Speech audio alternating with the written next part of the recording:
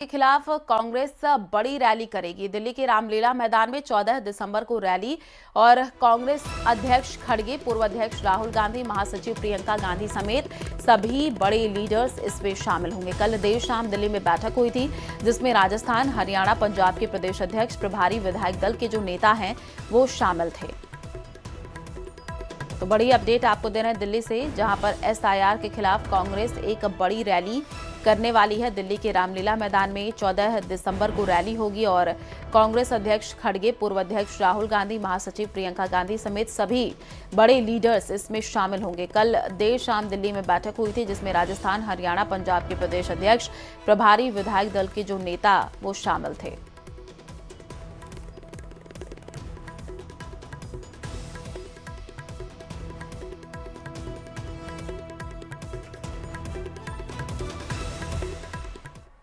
और वहीं जयपुर में गुरुवार को यूथ कांग्रेस ने एसआईआर समेत कई मुद्दों पर जोरदार प्रदर्शन किया है। कार्यकर्ता मुख्यमंत्री आवास की ओर कूच करना चाहते थे, लेकिन पुलिस ने शहीद स्मारक पर बैरिकेड्स लगा करके उन्हें रोक दिया और उसके बाद काफी देर तक हंगामा होता रहा। हालात बिगड़ गए। पुलिस ने वाटर कैनल का इस्तेमाल किया है, कई कार्यकर्ताओं को हिरासत में लिया है। देखिए।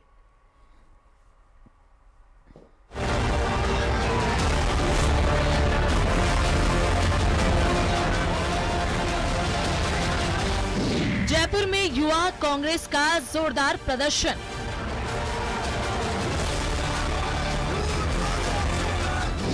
एसआईआर समेत कई मुद्दों पर आक्रोश।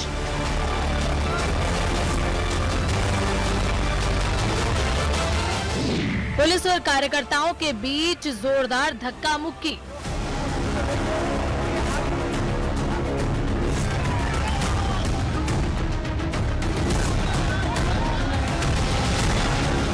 जयपुर में युवा कांग्रेस के राष्ट्रीय अध्यक्ष उदय भानु चिब के नेतृत्व में कार्यकर्ताओं ने जोरदार प्रदर्शन किया। एसआईआर समेत फसल खराब के मुआवजे और कानून व्यवस्था को लेकर आक्रोश जाहिर किया। इस दौरान पुलिस और युवा कांग्रेस कार्यकर्ताओं के बीच जोरदार धक्का मुक्की हुई।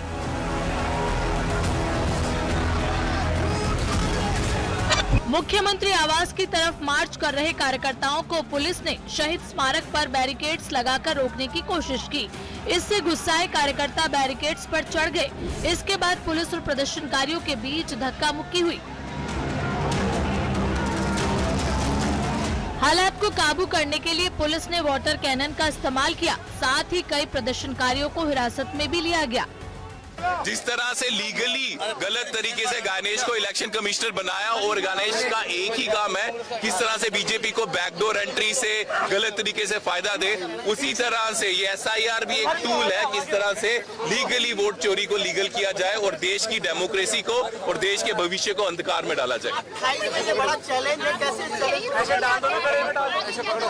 आगे उठेंगे। अभी इन्होंने दबाव से हमें बैठाया है लेकिन हम रुकने वाले नहीं है। आगे फिर से बैरिकेड क्रॉस करेंगे, आगे बढ़ेंगे। यूथ कांग्रेस सीएम आवास का घेराव करने में सफल नहीं हुए, लेकिन साफ कहना है कि आने वाले दिनों में भी वो शांत रहने वाले नहीं हैं। जयपुर से न्यूज़ 18 राजस्थान के लिए रोशन शर्मा की रिपोर्ट।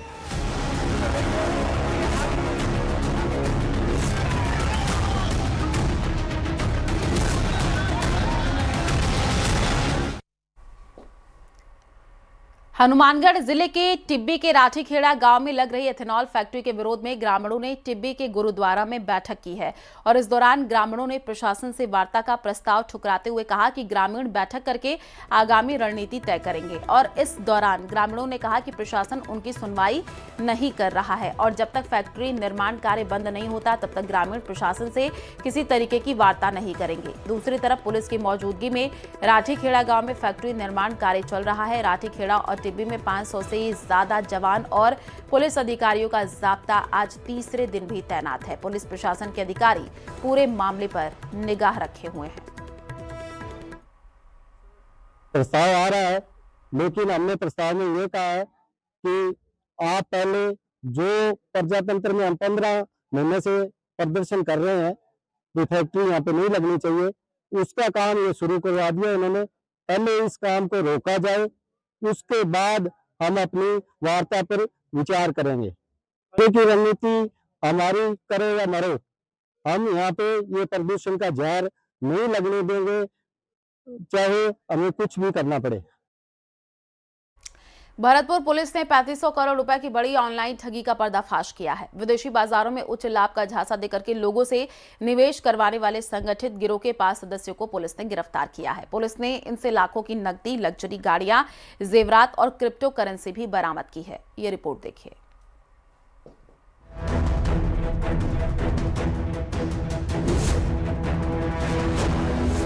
भरतपुर पुलिस ने ऊंचे मुनाफे का लालच देकर की जा रही 350 करोड़ रुपए की ठगी का भंडाफोड़ किया है। पुलिस की माने तो एक्सपीओ नाम की वेबसाइट और ऐप के जरिए निवेश करवाकर लोगों को भारी भरकम लाभ का झांसा दिया जाता था। ये गिरोह पूरे राजस्थान में लोगों को तेजी से पैसा कमाने, बोनस पाने और नए निवेशक जोड़ने के नाम पर ठग रहा था। पुलिस ने इस मामले में 5 आरोपियों को गिरफ्तार किया है और उनके कब्जे से 40 लाख रुपए की नकदी, सोने के जेवरात, लग्जरी गाड़ियां और 40 लाख की क्रिप्टो करेंसी जब्त की है। आईजी सर और एसपी सर के निर्देशन में एक बड़े साइबर फ्रॉड नेटवर्क जो चल रहा था भरतपुर और पूरे भारत में, उसका भांडाफोड़ किया है। इसका नाम xpo.ru जो वेब ऐप भी चला रहा था, यह कंपनी है। इसका हमारे सूचना में आया कि ऐसी एक कंपनी चल रही है जिससे जो लोगों से निवेश ले रही है। ये क्रिप्टो करेंसी और फॉरेन एक्सचेंज में इन्वेस्टमेंट कराती है और भारी मात्रा में लोगों से पैसा ले रही है। एसपी के निर्देशन में ये कार्रवाई की गई। जांच में पाया गया कि वेबसाइट खुद को रूस में 2016 से संचालित होना दिखाती थी, जबकि वास्तव में इसका संचालन नवंबर 2022 से जयपुर में बैठकर किया जा रहा था।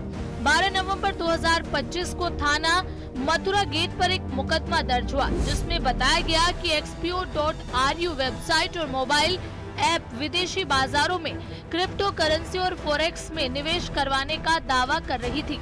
वेबसाइट पर 47 लाख यूजर्स और 4.3 बिलियन डॉलर के फंड मैनेजमेंट का दावा किया गया। यह कंपनी जयपुर के में ही बनाई गई थी। 2022 के अंत में इसकी शुरुआत की गई थी, करीब नवंबर-दिसंबर में। इसमें इसके पूरे सारी चीजों का हमारे पास एक्सेस आ गया। इसमें करीब 4,74,000 लोगों को इन्होंने लॉगिन क्रिएट किए। इसमें हमने 5 आरोपियों को अभी तक गिरफ्तार कर लिया और इसमें हमने जो बरामदगी करी है वह करीब 40 लाख रुपए कैश बरामद किया है हमने। 40 लाख जो 43,000 डॉलर के आसपास है वो USDT यानी क्रिप्टो करेंसी में रिकवर किया है। इसी गिरोह द्वारा dgcx.com नाम की एक और फर्जी वेबसाइट भी चलाई जा रही थी, जिसमें 9,000 से ज्यादा निवेशकों से 500 करोड़ रुपए से ज्यादा की ठगी की गई। लेकिन पुलिस ने कार्रवाई करते हुए गिरोह के 5 सदस्यों अतुल, मुकुल, कृष्ण, राकेश कुमार और उमराव मल को गिरफ्तार किया है। भरतपुर से न्यूज़ 18 राजस्थान के लिए दीपक पुरी की रिपोर्ट।